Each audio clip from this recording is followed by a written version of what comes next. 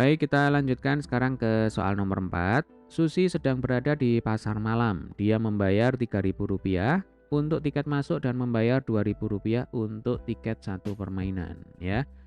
Pertanyaan yang A, salin dan lengkapi tabel berikut untuk membantu Susi menentukan total biaya berdasarkan banyak tiket permainan yang dia beli. Nah, ini tabelnya, ya. Baris pertama ini banyak tiket, ya, 2 tiket, 4 tiket, 6 tiket, 8 tiket. Mungkin nanti kalau diteruskan di sini 10 tiket, ya kan, dan seterusnya. Baris yang kedua ini biayanya dalam ribuan rupiah. Nah, ini sebagai contoh, ketika banyak tiketnya 2, biaya yang harus dibayarkan itu Rp5.000. Nah, dari mana Rp5.000? Coba, kalau banyak tiketnya 2, berarti logikanya terdiri dari satu tiket masuk, ya kan, dan satu tiket permainan. Satu tiket masuk harganya 3.000. Satu tiket permainan harganya 2.000. Kalau dijumlah 3.000 ditambah 2.000 sama dengan 5.000. Ditulis angka 5 karena di sini ada keterangan, ya Dek ya, dalam ribuan rupiah. Nah, jadi kalau banyak tiketnya 2, biayanya 5.000. Sekarang bagaimana kalau banyak tiketnya itu 4?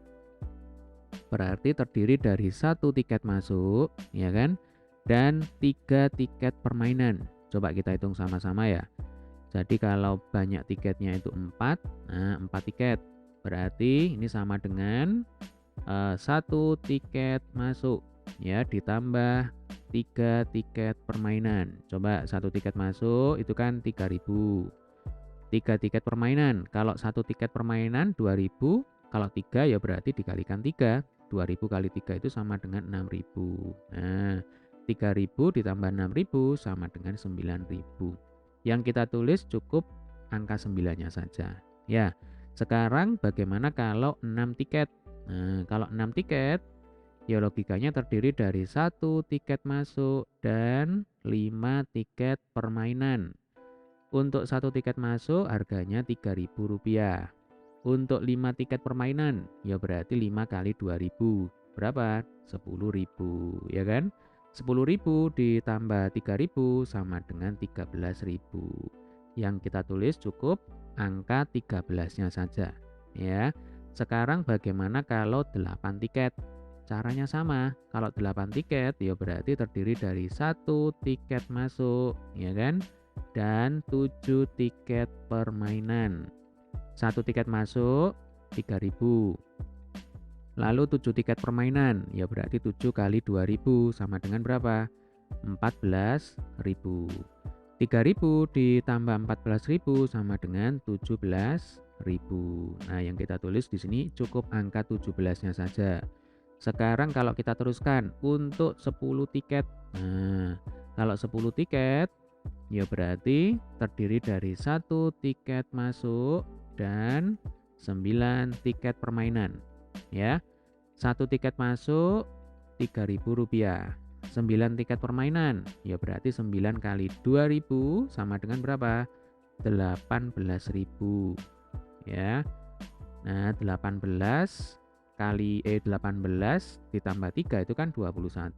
Berarti ini Rp21.000. Kita tulis ini. Nah, jadi di sini berpasangan ya, Dek ya. Tiketnya 2, biayanya 5.000. Tiketnya 4, biayanya 9.000. Tiketnya 6, biayanya 13.000 dan seterusnya. Oke, jelas ya? Ini adalah cara untuk menyelesaikan pertanyaan yang A. Sekarang kita lanjutkan ke pertanyaan yang B.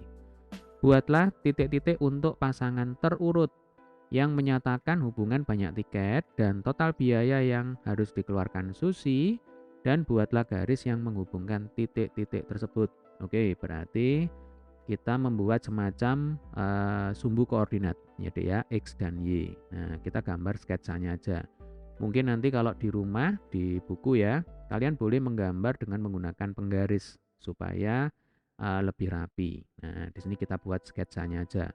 Oh ya, berarti di sini bukan X, ya Dek ya.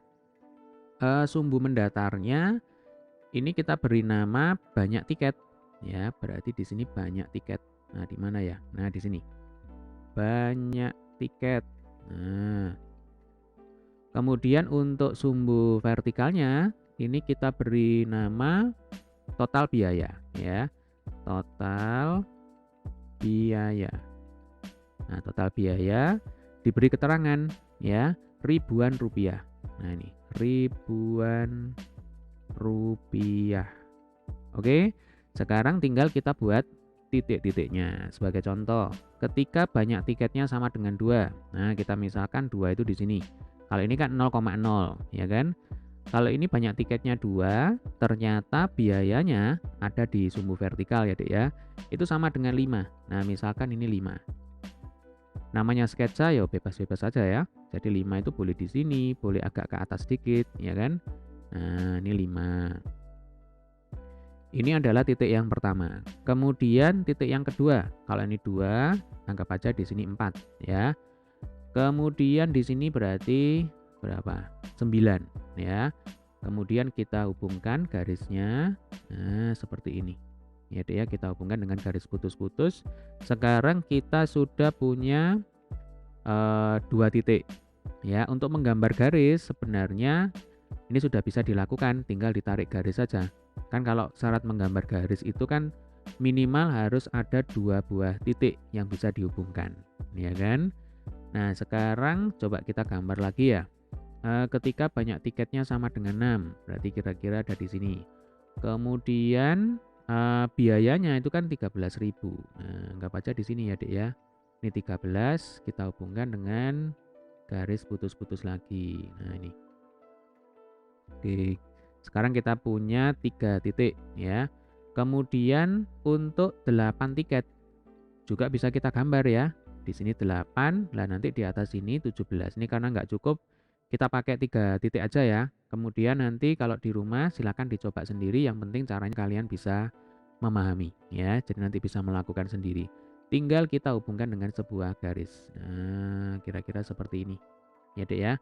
Ini adalah penyelesaian untuk pertanyaan yang B. Jadi saya ulangi lagi, nanti silakan ini diteruskan sendiri, ini 8, kemudian nanti berpasangan dengan 17. Kemudian di sebelah sini nanti 10, berpasangan dengan 21 dan seterusnya. Ya, jelas ya. Sekarang yang C, apakah perbandingan banyak tiket yang dibeli terhadap total biaya yang dikeluarkan Susi sama untuk setiap kolom? Apakah situasi ini proporsional? Jelaskan. Maksudnya begini.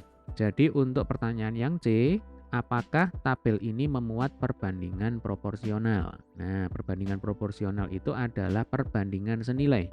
Masih ingat ciri perbandingan senilai? Itu adalah angka perbandingannya harus tetap. Ya, Dek ya, tidak boleh berubah. Nah, ini sebagai contoh ya. Untuk kolom yang pertama, nah ini. Angka perbandingannya adalah boleh dibolak-balik ya. Jadi nanti banyak tiket, ini kita misalkan aja X, kemudian biaya, ya kita misalkan Y. Nah, X banding Y itu kan sama dengan 2 banding 5. Nah, ini 2 banding 5. Ya, 2 banding 5. Dibalik juga boleh. Y banding X ya berarti 5 banding 2. Nah, kolom di sebelahnya, ini angka perbandingannya adalah 4 banding 9. Ya, 4 banding 9. Nah, dari sini kan jelas kelihatan bahwa angka perbandingannya itu tidak tetap. Ini 2 banding 5, yang ini 4 banding 9. Coba sebelahnya lagi. Ini angka perbandingannya adalah 6 banding 13. Ya, kita buat perbandingannya semuanya aja ya. Ini 8 banding 17. Yang di sini berapa ini? 10 banding 21. Nah, ini kan angka perbandingannya kan berubah-ubah. Ya kan? Ada yang 2 banding 5.